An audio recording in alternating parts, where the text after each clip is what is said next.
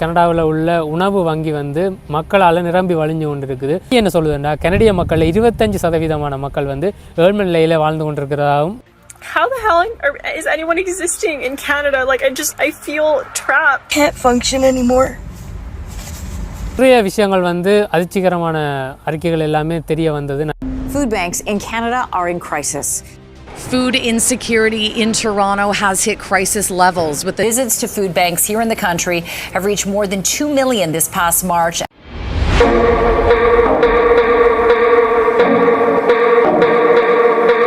அனைவருக்கும் வணக்கம். மற்றொரு புதிய வீடியோவில் சந்திக்கிறதுல சந்தோஷம். இந்த வீடியோவில் கனடாவில் ஃபுட் பேங்க் கிரைசிஸ் என்ற ஒரு விஷயம் போய் கொண்டிருக்குது. அதாவது கனடாவில் உள்ள உணவு வங்கி வந்து மக்களால் நிரம்பி வழிஞ்சு கொண்டிருக்குது. இந்த உணவு வங்கிகளால் வர்ற மக்களோட எண்ணிக்கையை கட்டுப்படுத்த முடியாத அளவுக்கு மில்லியன் கணக்கான மக்கள் வந்து உணவு வங்கியை தங்கி இருக்கிறார்கள். இந்த பிரச்சனையை பற்றி தான் பார்க்க போகிறோம். இதில் நிறைய விஷயங்கள் வந்து அதிர்ச்சிகரமான அறிக்கைகள் எல்லாமே தெரிய வந்தது நான் இதை தேடும்போது. சரி, வீடியோக்குள்ளே போகலாம்.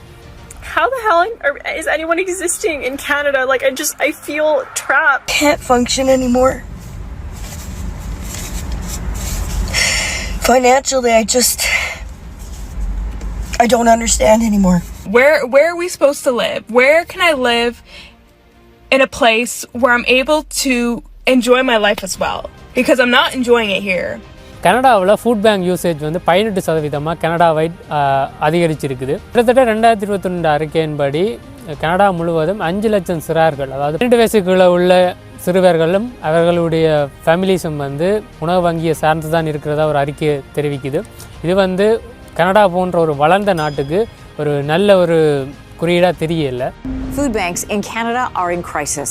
Toronto's Daily Bread Food Bank helped 270,000 people with food last month. Before the pandemic, that number sat roughly at 60,000 people every month. The food bank says it cannot keep up this pace, and CEO Neil Hetherington is calling on the government to step in. And கடந்த 2022 ஆண்டில் Canada பாப்புலேஷனில் 23% மக்கள் வந்து food insecurity, அதாவது உணவு பாதுகாப்பின்மை பதிவு செய்யப்பட்டிருக்கிறார். 2022 அறிக்கையின்படி கனடாவின் சனத்தொகையில் 23% மக்கள் வந்து உணவு பாதுகாப்பின்மையை வந்து எதிர்கொள்றதா ஒரு அறிக்கை சொல்லுது. Some new numbers on poverty in Canada come with a stark warning. If more isn't done, the food bank system nationwide could collapse.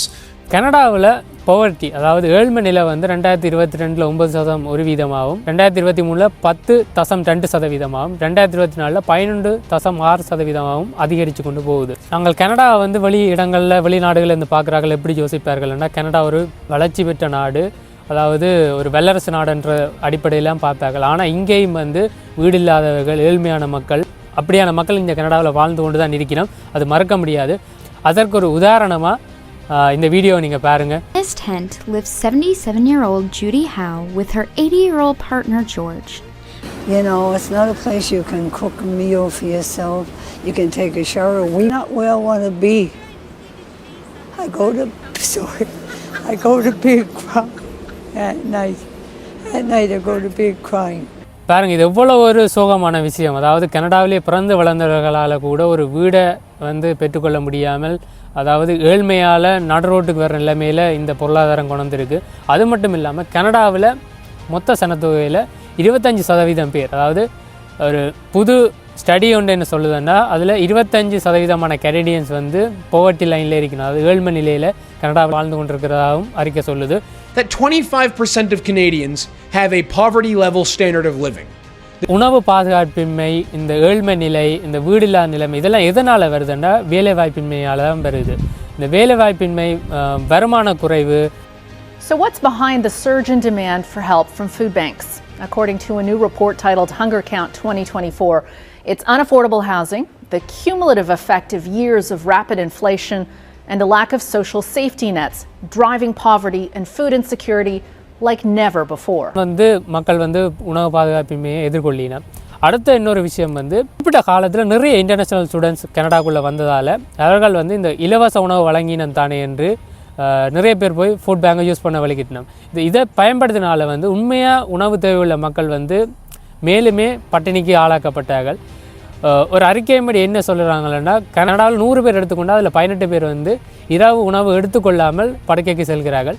இது வந்து ஃபுட் இன்செக்யூரிட்டி, அதாவது உணவு பாதுகாப்பின்மை என்றதை தான் இது குறித்து நிற்கிது.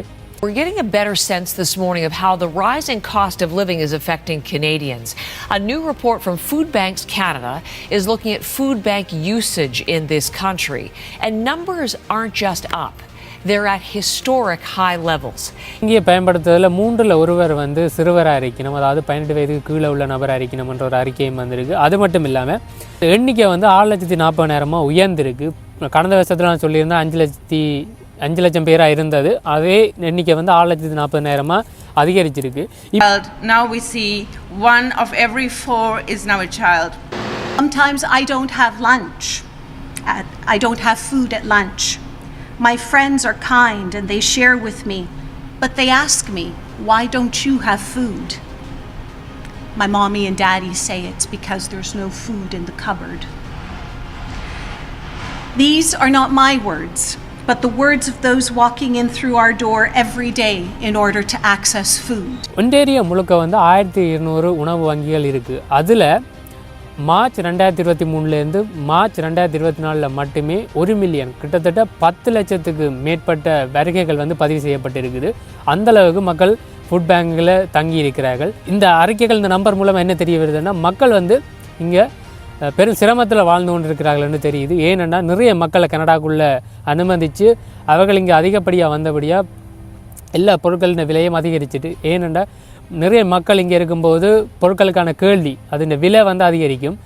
அந்த பொருட்களில் உடனே செயலாக அதனை விற்பனை செய்யும் நிறுவனங்கள் வந்து அதனுடைய விலையை வந்து எப்படியுமே கூட்டுவார்கள். அப்படி தான் வந்து இங்கே பொருட்களுக்கான கேள்வி அதிகரித்ததால் இங்கே காஸ்ட் ஆஃப் லிவிங் வந்து அதிகரித்தது.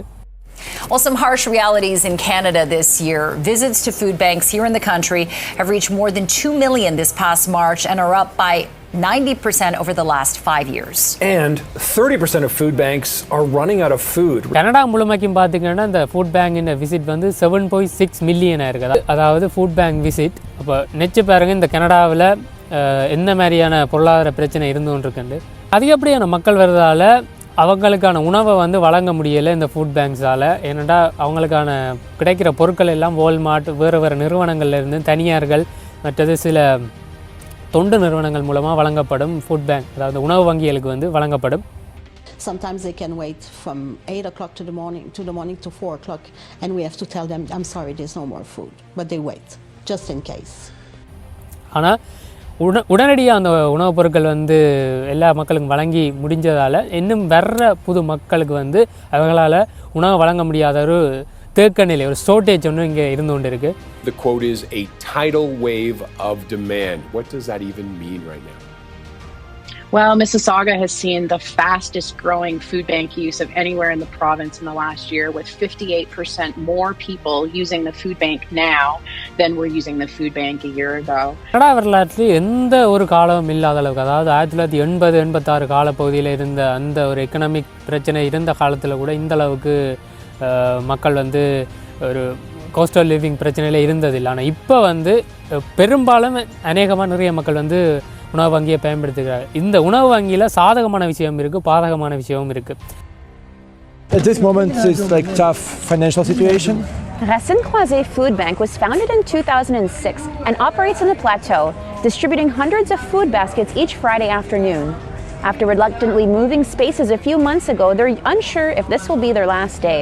I feel really upset that this is like the last Friday because I don't know where to find like similar places. It will be tough to find one.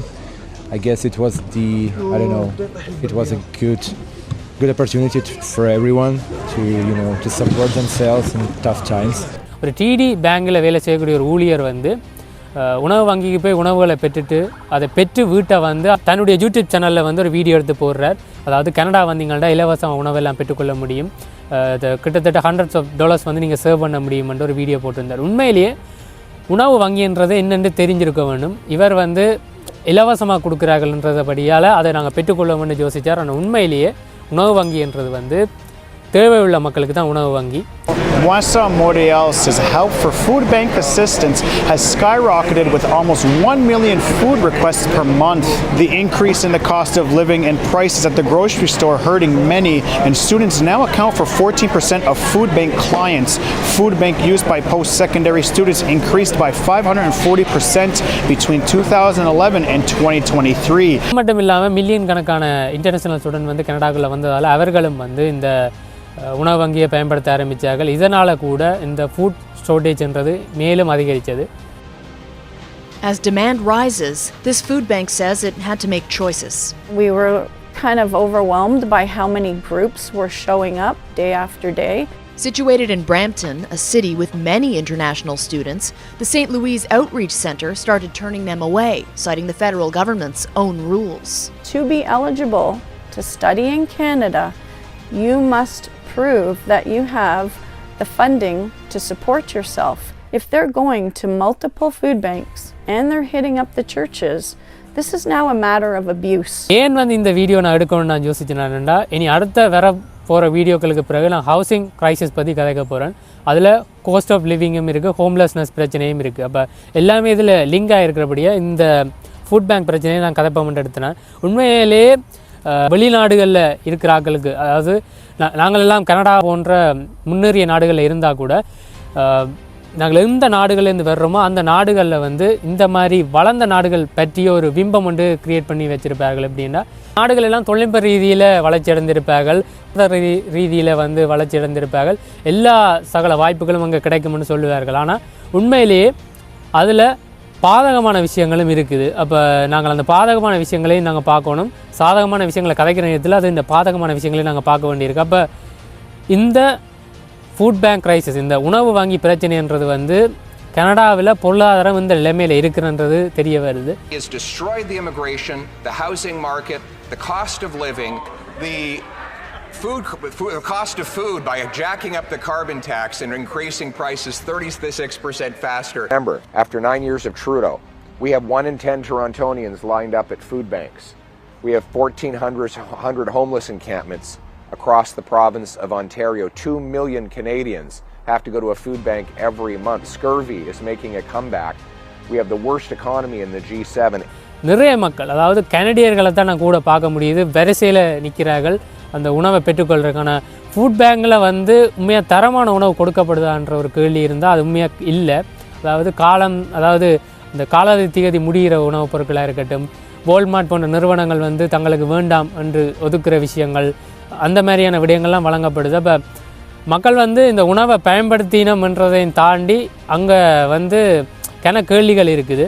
உண்மையிலே அரசாங்கம் வந்து இதை கவனத்தில் எடுக்கணும். ஏனெண்டா இது மூலமாக வந்து நியூட்ரிஷன், அதாவது ஒரு நாள் நாங்கள் சாப்பிட்ற உணவில் வந்து தேவையான நியூட்ரிஷன், அதாவது அதுக்கான சத்து பொருட்கள் வந்து நாங்கள் எடுத்துக்கொள்ள வேணும். ஆனால் இப்படி மக்கள் வந்து ஃபுட் பேங்கில் தங்கியிருந்து அவர்கள் உணவெடுத்து கொண்டிருந்தால் அவர்களுக்கான ஊட்டச்சத்தான உணவுகள் கிடைக்குமா? இந்த 4,60,000 சிறார்கள் வந்து இந்த உணவு வங்கியை சார்ந்து இருக்கிறபடியால் அவர்களுக்கு கொடுக்கப்படுற உணவு மூலமாக அவர்களுக்கான ஊட்டச்சத்து கிடைக்குமான்ற ஒரு கேள்வி இருக்குது. இது அரசாங்கம் தான் இந்த விஷயத்தை கணக்கில் எடுக்கணும். நான் இந்த விஷயங்கள்லாம் உங்களுக்கு சொல்லியிருக்கிறேன். கிட்டத்தட்ட மில்லியன் கணக்கான விசிட் வந்து டொரண்டோவிலே, அதாவது இந்த ஒன்டேரியோக்குள்ளே ஏற்பட்டு இருக்குது. கனடா முழுமைக்கும் கிட்டத்தட்ட 76 லட்சம் வரவுகள் பதியப்பட்டு இருக்குது. எல்லா ஃபுட் பேங்கும் வந்து திணறி கொண்டு இருக்குது. இந்த உணவு வங்கிகள் எல்லாமே இந்த மக்களோட வருகையை கட்டுப்படுத்த முடியாத அளவுக்கு மக்கள் வந்து கொண்டு இருக்கிறோம். இந்த உணவு பற்றாக்குறை, கனடாவில் இருக்கிற இந்த போவர்ட்டி, ஏழ்மை நிலை, இதை பற்றிலாம் நீங்கள் எனக்கு கமெண்டில் சொல்லலாம். என்ன நீங்கள் கனடாவில் அதிக வருடங்கள் இருந்திருப்பீர்கள், இந்த மாதிரியான விஷயங்கள் வந்து முதல் நடந்ததா என்றதை நீங்கள் வரலாற்றிலேருந்து எடுத்து நீங்கள் இதில் கமெண்ட் பண்ணலாம். இந்த வீடியோ இந்த வீடியோ நான் செய்கிறது வந்து நான் காணொளிப்படுத்த போகிற வீடியோவுக்கு இதுக்கும் சம்பந்தம் இருக்குது. அதில் வந்து இதை லைட்டாக நான் இந்த தலைப்பு பற்றி சிறிதளவு பேசுவேன். அதனால இந்த வீடியோ நீங்கள் இந்த பிரச்சனை பற்றி தெரிந்திருக்க வேண்டுமென்றதுக்காக தான் நான் சொல்லியிருக்கிறேன். இல்லை, டிஸ்கிரிப்ஷனில் நான் கொடுத்துருக்க லிங்க் எல்லாத்தையும் செக் பண்ணி பாருங்கள். உங்களுக்கு என்னென்ன மேலதிகமான விடயங்கள் தெரிய வரும். ஓகே, தொடர்ந்து இந்த சேனலுக்கு சப்ஸ்கிரைப் செய்து இந்த ஒவ்வொரு வீடியோக்கும் லைக் செய்து பலருக்கு பகிர்ந்து எனக்கு ஆதரவு தரும் அனைவருக்கும் நன்றி. இது ஒரு மிகப்பெரிய உதவியாக இருக்குது எனக்கு. தொடர்ந்தும் இந்த சேனலுக்கு சப்ஸ்கிரைப் செய்யுங்கள். அப்படி செய்தால் தான் என்னால் நிறைய வீடியோக்கள் செய்ய முடியும். இது வந்து ஒரு பயனுள்ள விஷயமாக இருக்கும் எல்லாருக்குமே. மறக்காமல் யாருக்கெல்லாம் இந்த வீடியோக்கள் பயனுள்ள வகையில் இருக்குமோ அவைக்கு மறக்காமல் இந்த வீடியோவை ஷேர் பண்ணுங்கள். இந்த வீடியோ உங்களுக்கு பிடிச்சிருந்தால் லைக் பண்ணுங்கள். மீண்டும் ஒரு ஆக்கப்பூர்வமான வீடியோவில் உங்களை சந்திக்கும் வரை உங்களிடமிருந்து விடைபெறும் நான் சார்ஜன். நன்றி, வணக்கம்.